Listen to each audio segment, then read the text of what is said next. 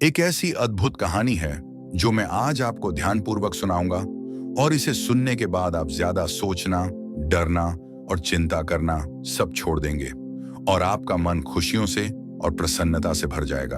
तो चलिए आज की कहानी की शुरुआत करते हैं। दोस्तों, एक समय की बात है। किसी नगरी में एक युवक रहा करता था। वह युवक अत्यंत दुखी था। वह बहुत निराश था। उसे यह समझ नहीं आ रहा था कि आखिर इस दुनिया में हर व्यक्ति अपने मतलब के लिए क्यों जीता है। उसे हर जगह हर कोई केवल स्वार्थी ही नजर आता था। वह हमेशा यही सोचा करता था कि उसे कोई प्यार नहीं करता, उसकी कोई परवाह नहीं करता।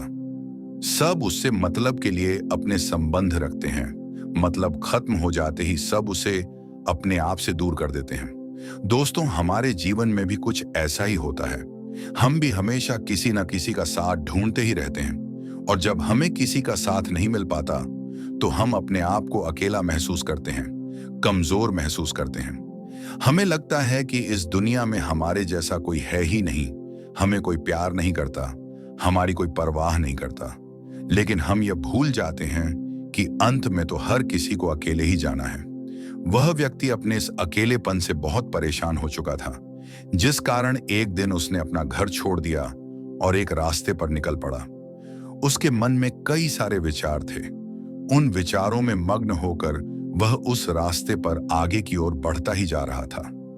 तभी उसे रास्ते में एक आश्रम दिखाई पड़ा। वह उस आश्रम की ओर आगे बढ़ा।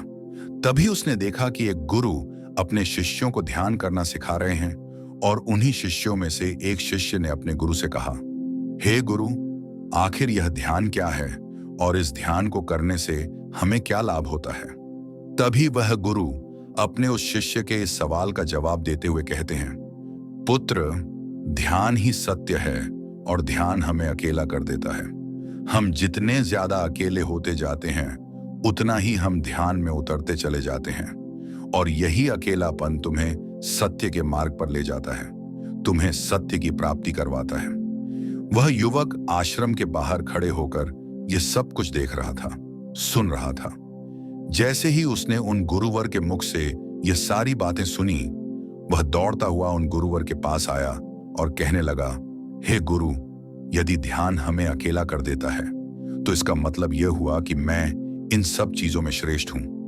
आप तो ध्यान का सहारा लेकर अकेले होते हैं, लेकिन मैं तो ऐसे ही अकेला हूं। मेरा ऐसा कोई नहीं है जिसे मैं अपना कह सकूं, जो मेरी परवाह करता हो, जो मेरा ख्याल रखता हो, और मैं अपनी राह पर अकेला ही चलता चला जा रहा हूं। उस व्यक्ति की यह सारी बातें सुनकर उन गुरुवर ने उस व्यक्ति को ध्यानपूर्वक देखा और उसके बाद उसे कहते हैं, भंते, अगर तुम अकेले हो तो तुम्हारे पीछे तुम्हारा पूरा परिवार, तुम्हारे मित्र, तुम्हारे शत्रु, तुम्हारे सगे संबंधी, इन सब को लेकर तुम कहां जा रहे हो। उन गुरुवर के मुख से यह बात सुनकर वह व्यक्ति चौंक उठा और उसने तुरंत ही पीछे मुड़कर देखा तो वहां पर कोई नहीं था।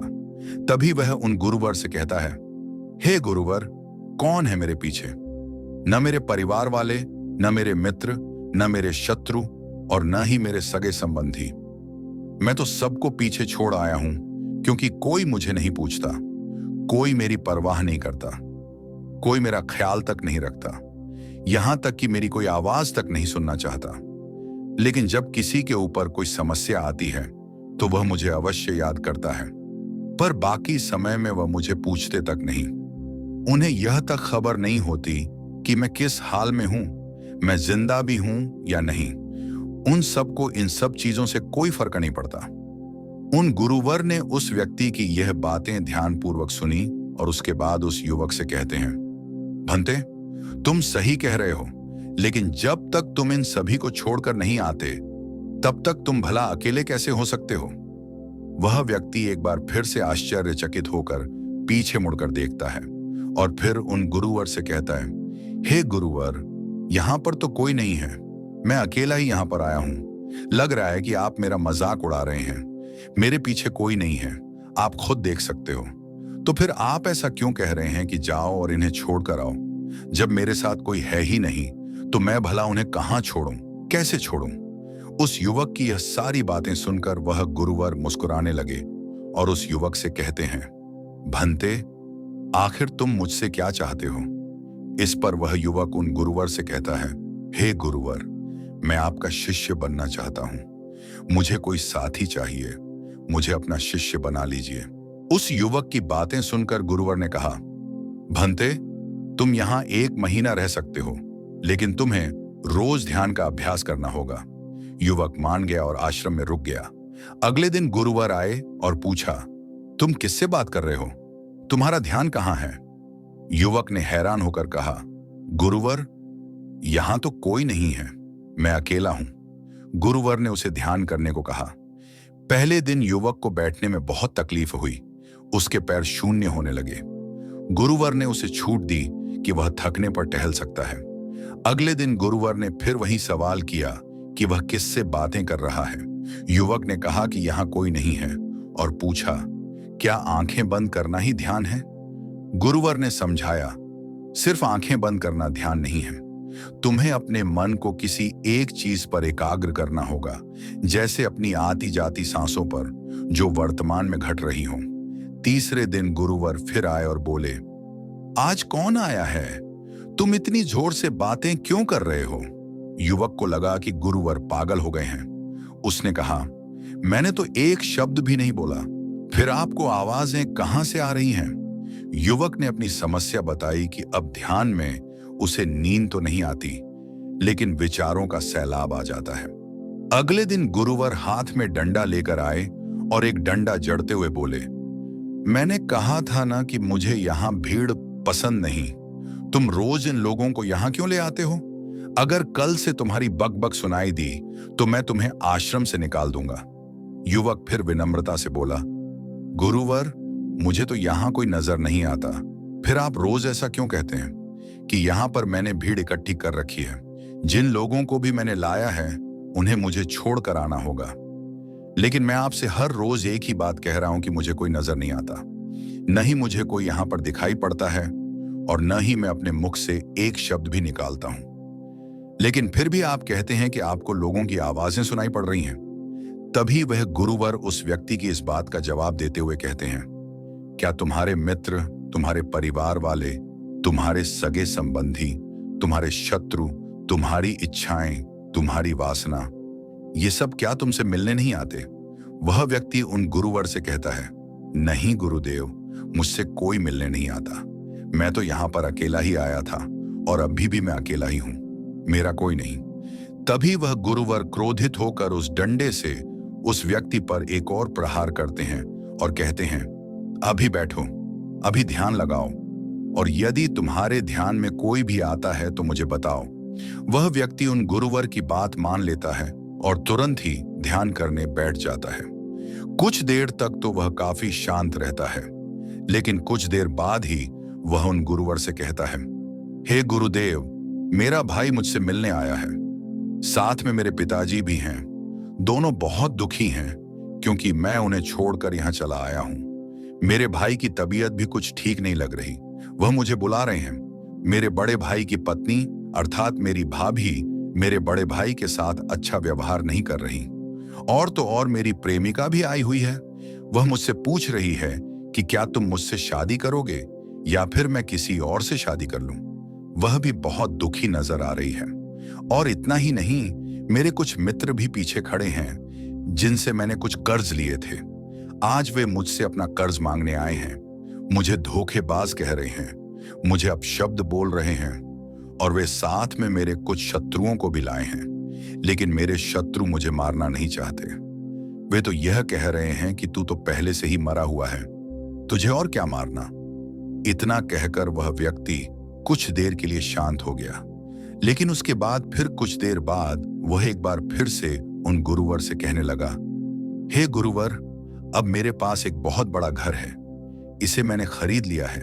मैं, मेरे पिता, मेरी माता, मेरा भाई, मेरी भाभी, सभी इसमें बहुत मिलजुल कर रह रहे हैं। हम बहुत खुश हैं। मैं अब अपने मित्रों से अत्यधिक अमीर हूं। मेरे पास बेशुमार धन दौलत है, और तो और मैंने अपनी प्रेमिका से शादी भी कर ली है और इसका जश्न मना रहे हैं। इतना कहकर वह व्यक्ति एक बार फिर शांत हो गया और फिर कुछ देर बाद वह एक बार फिर उन गुरुवर से कहता है, हे गुरुवर, मुझे कोई मारने का प्रयास कर रहा है। लगातार वह मुझ पर प्रहार कर रहा है। मैं उसका चेहरा देखने का प्रयास कर रहा हूं, लेकिन मुझे उसका चेहरा नजर नहीं आ रहा। इतना कहते कहते वह उन गुरुवर से कहता है, गुरुदेव, ये तो आप हैं जो मुझे मार रहे हैं और यह भी कह रहे हैं कि इतनी भीड़ को लेकर क्यों आए हो और इन्हें लेकर कहां जा रहे हो। मेरे साथ तुम्हें अकेले ही चलना होगा। इतना कहकर वह व्यक्ति ध्यान से उठ गया और उनके चरणों में गिर पड़ा और उनसे कहने लगा, हे गुरुदेव, आप सही थे। आप जो हमेशा कहते थे कि इस भीड़ को लेकर मैं कहां जा रहा हूं। आप हमेशा यही कहते थे कि इन सबको छोड़कर आओ, लेकिन मुझे कोई नजर नहीं आता था। लेकिन आज मैंने उन सबको देख लिया जिन्हें मैं अपने साथ लेकर आया था, जिन्हें मैं अपने साथ लेकर घूम रहा था। हर कोई मेरे साथ ही है, मेरे पास है, लेकिन मैं ये सोच रहा था कि आखिर मैं इतना बेचैन क्यों हूं और मेरी बेचैनी की वजह क्या है। उस व्यक्ति की यह सारी बातें उन गुरुवर ने ध्यानपूर्वक सुनी और उसके बाद वे वहां से चुपचाप उठकर चले गए। उसके बाद से वे गुरुवर उसके पास कभी नहीं आए, लेकिन वह व्यक्ति हर रोज ध्यान का अभ्यास करता रहा। पूरे 1 महीने बाद जब वह उन गुरुवर के पास पहुंचा तो उन गुरुवर से कहने लगा, हे गुरुवर, जैसा कि आप कहते थे कि मैं हमेशा अपनी भीड़ को अपने साथ लेकर घूमता हूं, तो आज मैंने उस भीड़ को विदा कर दिया है और अब मैं बिल्कुल अकेला हूं। मेरे साथ कोई नहीं, मेरे साथ आप भी नहीं हैं, यहां तक कि मैं खुद अपने साथ नहीं हूं। मैं एक परम शांति महसूस कर रहा हूं। अब मुझे ऐसा प्रतीत होता है कि मेरे जीवन में कोई समस्या नहीं है, कोई समाधान नहीं है। मैं बहुत हल्का महसूस कर रहा हूं, मैं बहुत अच्छा महसूस कर रहा हूं और इस शांति में जो आनंद है उसका क्या कहना। तभी वह गुरुवर उस व्यक्ति से कहते हैं, भंते, अगर तुम चाहो तो इस अकेलेपन को लेकर तुम अपनी दुनिया में वापस जा सकते हो। अब भले ही तुम उस संसार में वापस लौट जाओ, भले ही लोग तुम्हारे आसपास क्यों ना रहें, भले ही पूरी भीड़ तुम्हारे साथ क्यों ना रहे, लेकिन फिर भी तुम अकेले ही रहोगे।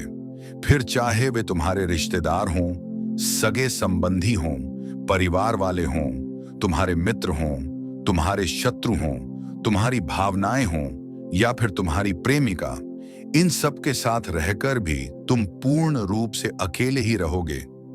और इतना ही नहीं, तुम्हारे जीवन में जब भी कोई बुरी परिस्थितियां आएंगी तब भी तुम बिल्कुल अकेले और शांत रहोगे। इंसान जीवन भर सुख सुविधाएं जुटाने में लगा रहता है, लेकिन अक्सर वह उनका सही आनंद नहीं ले पाता। जिन भौतिक वस्तुओं को वह शांति के लिए इकट्ठा करता है, वही तनाव का कारण बन जाती है। आज की कथा इसी सत्य को समझाएगी। कहानी सेठ नानद की है, जिनके पास अपार धन, इंसान जीवन भर सुख सुविधाएं जुटाने में लगा रहता है, लेकिन अक्सर वह उनका सही आनंद नहीं ले पाता। जिन भौतिक वस्तुओं को वह शांति के लिए इकट्ठा करता है, वही तनाव का कारण बन जाती है। आज की कथा इसी सत्य को समझाएगी। कहानी सेठ नानद की है, जिनके पास अपार धन और ऐश्वर्य था, फिर भी वे खुद को दुनिया का सबसे गरीब व्यक्ति महसूस करते थे। उन्हें याद आया कि जब उनके पास कुछ नहीं था तब वे अधिक प्रसन्न थे। उन्हें एहसास हुआ कि संसार में सबसे गरीब वही है जिसके पास सब कुछ होते हुए भी भीतर खालीपन हो। अपने जीवन की संध्या में सेठ ने बेटों को पास बुलाकर कहा, मैं जीवन भर गलत दिशा में भागता रहा। सबसे बदनसीब इंसान वह है जो भीड़ में रहकर भी खुद को अकेला महसूस करे। बड़े बेटे ने जब सुविधाओं का हवाला दिया तो सेठ ने समझाया, मृत्यु निकट है और अब दिखता है कि धन दौलत सब यहीं छूट जाएगा। सब कुछ होते हुए भी आनंद न मिलना ही जीवन की सबसे बड़ी पीड़ा है। अंत में सेठ ने अपने बेटों से कहा, मैं चाहता हूं कि जिस असली सुख की तलाश मैंने की और मुझे उत्तर नहीं मिला, उसे तुम स्वयं खोजो। जिस दिन तुम्हें यह समझ आ जाएगा, तुम सबसे संतुष्ट व्यक्ति बन जाओगे। इतना कहकर गुरु ने शिष्यों से पूछा, बताओ तुम्हारे अनुसार सबसे बड़ा सुख क्या है। ठंडी हवा और डूबते सूरज के बीच एक शिष्य बोला, गुरुदेव, मेरे विचार से स्वस्थ शरीर ही सबसे बड़ा सुख है, क्योंकि बीमारी में सब कुछ व्यर्थ है। दूसरे शिष्य ने कहा, गुरुदेव, मैं असहमत हूं। स्वस्थ शरीर के बावजूद लोग दुखी रहते हैं। असल सुख मन की शांति में है। गुरु ने पूछा, तो मन शांत कैसे होगा? शिष्य ने उत्तर दिया, इच्छाओं पर काबू और संतोष से, पर मन की चाहतें कभी खत्म नहीं होती। गुरु मुस्कुराए और बोले, मन स्वभाव से सरल और मुक्त है, लेकिन हमने इसे चिंताओं और इच्छाओं से बोझिल कर दिया है। आज सब कुछ पाकर भी मन इसलिए अशांत है क्योंकि हमने वर्तमान में जीना छोड़ दिया है। सच्चा सुख पूरी जागरूकता के साथ इसी पल को जीने में है। जब शरीर, मन और चेतना एक साथ वर्तमान में आ जाते हैं, तभी सच्ची शांति मिलती है। गुरु ने आगे कहा, मन को जबरदस्ती मत रोको, बल्कि धैर्य और अभ्यास से उसे वर्तमान में लाओ। ध्यान ही वह माध्यम है जिससे आप उस आनंद को पा सकते हैं जो भौतिक वस्तुओं में नहीं है। इसके बाद सभी ध्यान में लीन हो गए। दोस्तों, उम्मीद है यह कथा आपको नई दिशा देगी। कमेंट में बताएं आपको क्या सीख मिली। वीडियो को लाइक करें और चैनल को सब्सक्राइब करना ना भूलें। आपका जीवन आनंदमय रहे। नमो बुद्धाय।